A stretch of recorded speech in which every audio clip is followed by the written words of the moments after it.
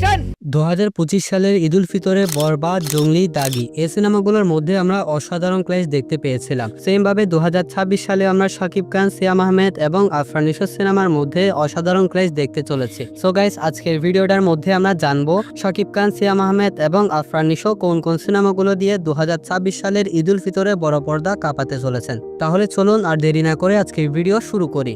প্রথমে আসি সিয়াম আহমেদের কাছে। 2025 সালে জঙ্গলি সিনেমা দিয়ে সিয়াম আহমেদ খুব ভালো প্রশংসা কুড়িয়েছিলেন এবং জঙ্গলি এটা একটা ফ্যামিলি ব্লকবাস্টার সিনেমা ছিল। আর 2026 সালের ধামাকাটা হতে চলেছে আরো বড়, কারণ 2026 সালে সিয়াম আহমেদ যে সিনেমা নিয়ে আসবে সেই সিনেমা পরিচালনা করবে বরবাদ সিনেমার ডিরেক্টর মেহেদী হাসান হৃদয়। শুধু তাই নয়, সিনেমাটা প্রডিউস করবে বরবাদ সিনেমার production company real energy production. বেশ কিছুদিন আগে এমনটা শুনতে পাওয়া গিয়েছিল মেহেদী হাসানের পরিচালনায় এবং রিয়েল এনার্জি প্রোডাকশনের প্রযোজনায় শাকিব খান আরো একটা বিগ বাজেট সিনেমা সাইন করেছেন। আর সেই সিনেমাটার স্ক্রিপ্টের কাজ সম্পন্ন হয়েছে। শাকিব খানও সেই সিনেমা করার জন্য আগ্রহ প্রকাশ করেছে।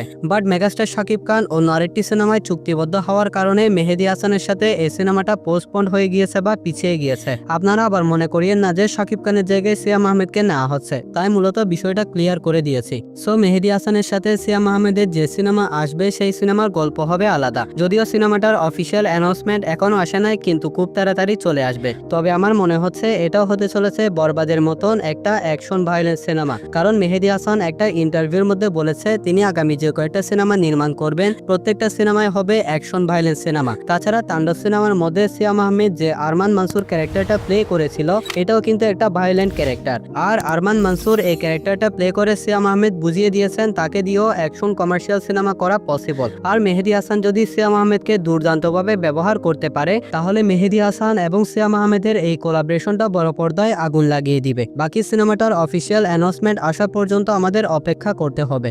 এখন আসি মেগাস্টার শাকিব খানের আপকামিং সিনেমার কাছে। সো এই সিনেমার নাম এখনো অ্যানাউন্সমেন্ট করা হয় নাই, কিন্তু সিনেমাটার টাইটেল অ্যানাউন্সমেন্ট করে দেওয়া হয়েছে। আর টাইটেলটা হচ্ছে once upon A time in Dhaka. কিন্তু খুব তাড়াতাড়ি এই সিনেমাটার ফার্স্ট লুক পোস্টার এবং নাম অ্যানাউন্সমেন্ট করা হবে। অলরেডি সিনেমাটার অফিসিয়াল অ্যানাউন্সমেন্ট করে দেওয়া হয়েছে এবং শাকিব খান এই সিনেমার জন্য সিগনেচার করে দিয়েছেন। আর মেগাস্টার শাকিব খান এই সিনেমার জন্য পারিশ্রমিক চার্জ করেছেন 3 কোটি টাকা। সিনেমাটার মধ্যে মেগাস্টার শাকিব খানকে কালা জাহাঙ্গীর নামক 90 দশকের এক ভয়ঙ্কর গ্যাংস্টারের চরিত্রে আমরা দেখতে পারবো। আর সিনেমাটা সত্য ঘটনা অবলম্বনে নির্মাণ করা হবে। শুধু তাই নয়, সিনেমাটা হতে চলেছে তুফান সিনেমার পর মেগাস্টার শাকিব খানের দ্বিতীয় বিগ বাজেট গ্যাংস্টার সিনেমা। সিনেমাটা পরিচালনা করবে জনপ্রিয় ডিরেক্টর আবু হায়াত মাহমুদ। আর সিনেমাটা প্রডিউস করবে রিদি সেদি এন্টারটেইনমেন্ট। এরই সাথে মেগাস্টার শাকিব খান আরো একজন নতুন পরিচালক এবং প্রযোজককে বড় পর্দায় অভিষেক করার সুযোগ করে দিয়েছেন। এই সিনেমার ডিরেক্টর আবু হায়াত মাহমুদ বলেছেন সিনেমাটার অনেকখানি শুটিং করা হবে ইন্ডিয়াতে গিয়ে। আর ইন্ডিয়ার মধ্যে এই সিনেমার 90 দশকের সেট নির্মাণ করা হবে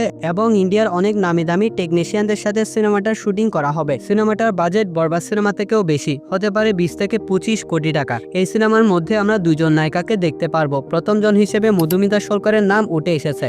আর এমনটা শোনা যাচ্ছে সেকেন্ড নায়িকা হিসেবে পাকিস্তান থেকে কেউ একজনকে নেওয়ার চেষ্টা করা হচ্ছে। এই বিষয়ে নাকি কথাবার্তা হয়ে গিয়েছে, শাকিব খানও নাকি সম্মতি জানিয়েছেন। তবে ভক্তদের ইচ্ছা হানিয়া আমিন অথবা দুরফিশনকে তারা শাকিব খানের বিপরীতে দেখতে চায়। দেখা যাক ফাইনালি এই সিনেমায় পাকিস্তানি কোন নায়িকাকে আমরা দেখতে পারবো। সিনেমাটার মধ্যে ভিলেন চরিত্রে মোশাররফ করিমের নাম উঠে আসলেও মোশাররফ করিম নিশ্চিত করেছেন তিনি এই সিনেমায় থাকছেন না। দেখা যাক ভিলেন চরিত্রে এই সিনেমায় আমরা কাকে দেখতে পারবো।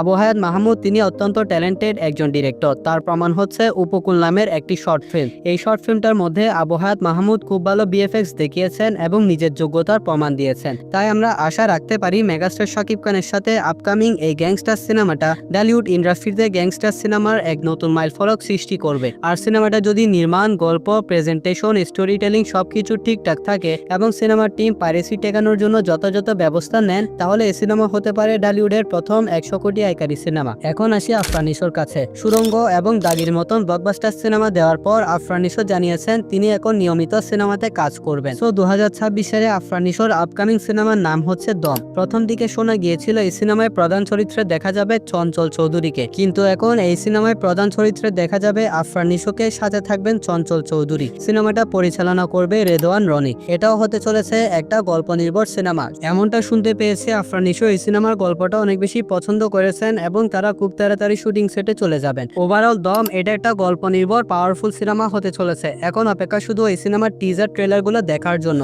সো মেগাস্টার শাকিব খান, সিয়াম আহমেদ এবং আফরান নিশো এনাদের তিনজনের সিনেমা 2026 সালের ঈদ উল ফিতরে একটা দারুণ ক্লাশ করতে চলেছে। আর এই ক্লাশটা অনেক বেশি জমে উঠবে, কারণ এই প্রত্যেকটা সিনেমা একটা অন্যটা থেকে বেস্ট হবে। আপনি কোন সিনেমার জন্য সবচেয়ে বেশি এক্সাইটেড সেটা অবশ্যই কমেন্টে জানাবেন। আর হ্যাঁ, ভিডিওতে লাইক করে দিয়ে চ্যানেলটাও সাবস্ক্রাইব করতে ভুলবেন না। তাহলে দেখা হচ্ছে পরবর্তী ভিডিওতে। ততক্ষণ ভালো থাকবেন, সুস্থ থাকবেন, টেক কেয়ার, আল্লাহ হাফেজ।